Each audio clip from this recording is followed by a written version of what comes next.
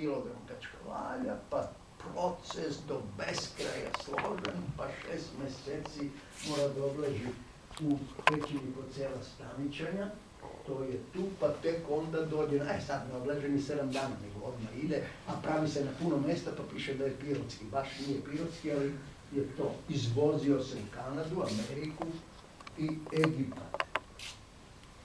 Posebno interesantno da Velika i Južna Morava, naročito na jugu, imaju pritavke koje su mnogovodne, recimo Nišava, Vlasina, ali ovdje ima i reka Sušica, Veternica, Jablanica i Pusta reka. Ponekad u povodnju imaju 400 kubika vode, ali ima i letnjih dana kada ih možete preskočiti, kada je korito suvo. To znači da je taj prostor izvanredne kontinentalne klime i kako je Cvić to lepo, evo Niša, evo tih reka, podjednako udaljen od 3 mora, pa nema dovoljno vlage. A onda, ajde da idemo na Kragujevac, kada kruži kao kiša oko Kragujevca. Utvrdili smo to, klimatologi. Pa zašto? Kragujevac sa svih strana opasan srednje visokim planinama. Prostrana kotlina, grad, više se zagreva i vazdušne mase idu nagore.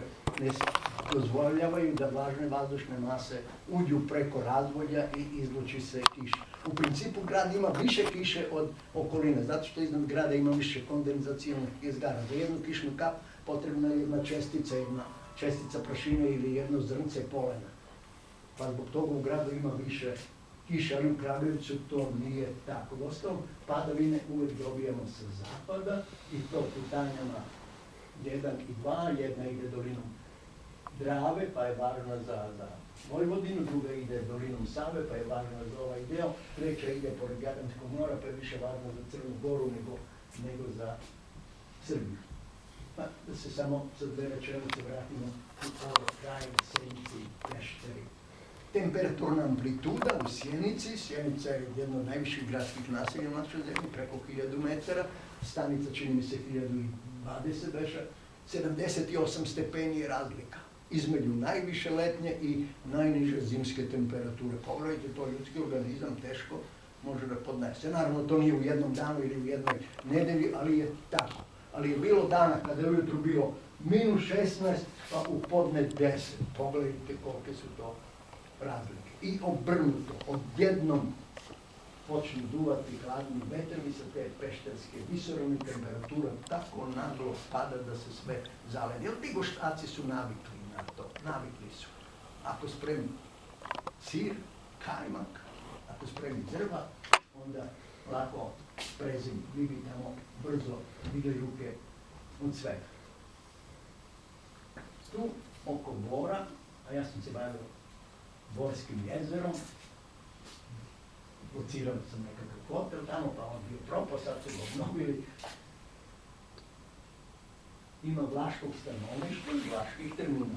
Tilva Njagra, Tilva Mika, Kuma Stakan, Tilva Dotuli, Tilva Roša. Tilva je brdo, Kuma Stakan, Krše Satuli, Tilva Roš, crveno brdo, Tilva Mika, malo brdo, Tilva Njagra, crno brdo, to su paleovulkanske kupe, nema živih vulkana, ali ima vulkanskih kupa. Tilva Njagra je 770 metara visoka i baš ovakva. I tu ima bočnu Tilva Miku, malo brdo, znači jedan krater lave nije išao prema krateru, nego se odvojio pa napravio još jedan mali izuzetak u reljefu. I sve to na 100 i nešto kilometara dugačkom blinderinskom rasedu koga je Cvijić utvrdio i dokazao tim vulkanskim aktivnostima i toplim vodama u Brestovačkoj banji, Šarmanovačkoj banji, banji Nikolićevo. Pogledajte, u Brestovačkoj banji ima 10 izvora različite temperature, do 41,5 stepeni i topla voda ide samo iz tako rudom bogatih stena, odnosno iz tople unutrašnjosti. Uostalom, i zlato i bakar u Boru su posljedica orudnjavanja. U Boru se proizvodilo nekad i do 1000 kilograma, 1 tona zlata godišnje, zadnjih godina 300 do 400 kilograma, proizvodila se velika količina bakra, sada sa svakom tonom izgubimo 1002 eura, zato što je bakar na svetskoj pijaci jeftiniji nego u Boru. I platite ovih dana 100 miliona, ne znam čega, verovatno eura, za novu topionicu, već su došli do 300, ali još to nije gotovo. Ali ja mislim da to je ljudski faktor. Pominje se neki Spasovski koji je promenio sve partije i dalje vodi Bor, a on od 100 do gura do 300 miliona. Do 300 miliona. A Bor, jadno i ubogo mesto, do skoro nije imao bolnicu, izgradio celu Srbiju i celu Jugoslaviju. 1000 kilograma zlata, to je bogatstvo. I ne samo zlata, tamo imaju selena, imaju platina, imaju sumporne kiseline, imaju bakra, naravno bakra. Ali Bor nije imao bolnicu, Bor nema pravo vodosnabdevanje. 3 puta se menja sistem vodosnabdevanja Bora. Ubogo mesto sa siromašnom okolinom, pa se sve tamo mora da dovodi sa strane. A da se vratimo u Vojvodini, mom omiljenom profesoru Branislavu Bukurovu.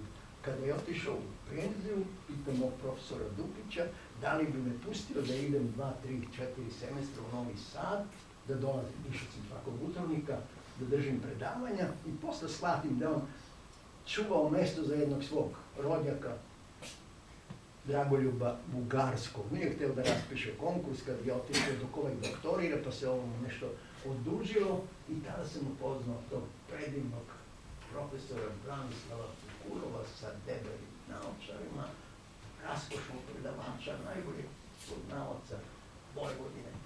Jedan njegov rad je Mostovi na velikim rekama. Pogledajte kakva ideja za geografe, za prostorne planere, a? Mostovi na velikim rekama. Skela je skela, ne može to da primi takav saobraćaj. Mostovi na velikim rekama. Pa onda Srem, Banat i Bačka, jedna monografija. Pa naselja na Fruškoj gori. Pa onda po uzoru na Cviće će napraviti uputstvo za ispitivanje kolonizacije. Znate ono doseljavanje Crnogoraca, Hercegovaca, Srbijanaca, ovih iz istočne Srbije u Vojvodinu. Napravit će anketu po kojoj desetine mladih radnika radilo, pa će biti Dolovo, Mali Pirot. Oni su došli u Dolovo i to se zove Mali Pirot, a ovdje došli Lovćenac, došli Crnogorci, pa onda ovdje došli iz Like Velebi, pa dobili nemačke kuće, pa im se ne sviđa parket, pa izvadi parket, pa tako pozivno, tako gase. I u Vojvodini dve interesantne planine. Fruška gora, Crveni čor, 534 metra, Mons Albus, iz doba onog velikog imperatora Proba, koji je stolovao u Sirmiju, donao vinu Lozu, kažu bio strao, vojska i civili ga nisu volali, ali bio organizovan to veliko rimsko carstvo, bilo na 3 kontinenta, donao vinu u Lozu, osetio da su te južne padine Fruške gore bogom dane za vinogradarstvo i poljoprivredu. Fruška gora je nacionalni park, prvi proglašen u bivšoj Jugoslaviji, sada u Srbiji sa 10-ak malih ili većih lokaliteta, sa 76 vrsta, kako se zove što procvetava kod nas u kući? Orhideja. Orhideje. Samo je jedna orhideja, Orhis vorhis, a sve druge su rođaci. Nema Orhis orhis, taj je negdje iz nekih toplih klimata, ali ima rođaka. 76 rođaka prave orhideje raste na Fruškoj gori. I uz to bilo je 42, postojale su 42 lokacije manastirišta, crkvišta. Danas ima 16 aktivnih manastira na Fruškoj gori. I to je druga srpska Sveta gora. A Fruška gora je ostarska planina, sa svih strana vidite opkoljena ravnicom, pa se podeli na ravničarski ili svinski, onaj vinski koji je malo visočiji, ovdje se bave zemljoradnim stočarstvom, ovdje se gospodare sa vinovom lozom, pa će tu iz Sremskih Karlovaca Plaše i Burad, Bermuta ići i na Titanik. A sad smo to zaboravili. Ne znam, ne možemo toga da napravimo brend. I druga planina su Vršačke planine. Sad oni nemaju mnogo planina, Vršačke planine kao množina. Nije Vršačka planina, nego Vršačke planine. 641 metar, Budurički vrh. Jedni kažu da je to ogranak Karpata.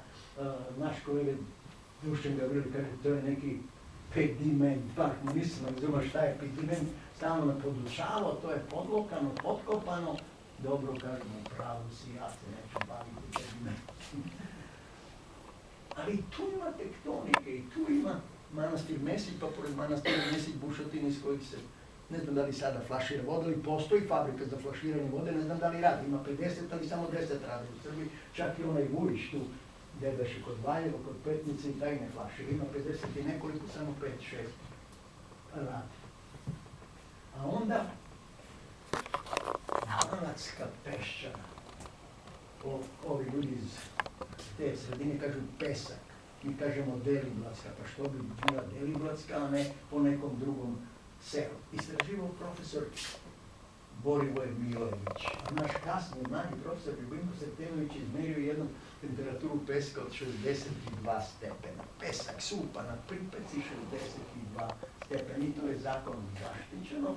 To je nekada kao Srpska Sahara, danas nema peska vejača ili samo na malim mestima ima peska koji možete tako da uzmete i da vidite kako izgleda. Uglavnom je pošumljavano više puta požar uništavao, a u sredini je selo Šušara između dve peščane divne za koji profesor Vukurov kaže pesak vejač uđe i u škrinje sa djevojačkom opremom. Oni su pod jakom došao i naravno to ispuni atmosferu i uđe i u škrinje sa djevojačkom opremom. Ispočetka se mislilo da je nastala tako što je vetar duvao sa ove strane, ali merenjem dina, određivanjem pravaca njihovo pružanje, profesor Vukurov, a pre njega Milović, utvrde da ono ipak ostalo od Bankova. A kako?